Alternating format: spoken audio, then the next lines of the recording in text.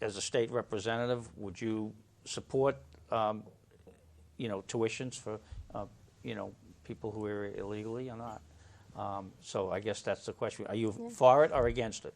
I would not be in favor of that. Actually, that's a bill that came before committee last session and ended up dying in committee. It's proposed every year. It's been proposed again this year. Right now, Deval Patrick allowed, so there was a federal order under Barack Obama, and then Governor Patrick ensued that through our state. Illegal immigrants who were here under a certain age, before a certain year, were granted work permits, and they were able to stay here so long as they continued to work or seek education.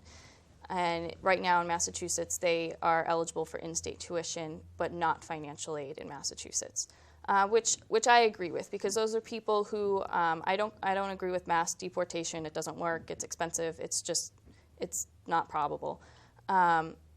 We have, people who have been granted work permits by our federal government are on a path to citizenship. Those are people, I have no problem with them getting in-state tuition because they can work, they can pay taxes in Massachusetts, and they can better their lives. And upon graduation, they're eligible to remain in the United States and to work in the United States, and I think that's a great thing.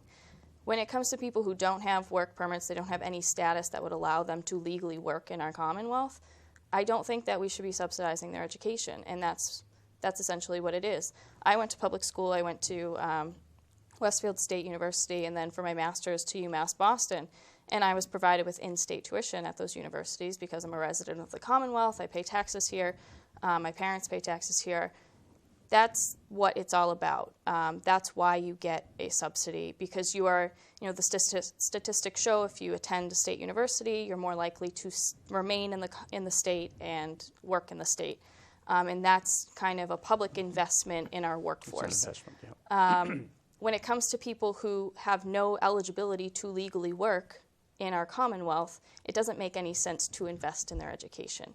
Right now, if you are an illegal immigrant, you have no documentation, you can still attend our universities. You pay out-of-state tuition prices. There's a bill in the House that would provide in-state tuition and financial aid. I think that's insane. I didn't receive any financial aid from our Commonwealth. I received federal loans, which I'm still paying for, and I will be paying for a while. That's giving financial aid to those people when there's not enough financial aid to go around for people who are legal residents just doesn't make any sense to me at all. So you wouldn't vote for it? Absolutely not. Okay.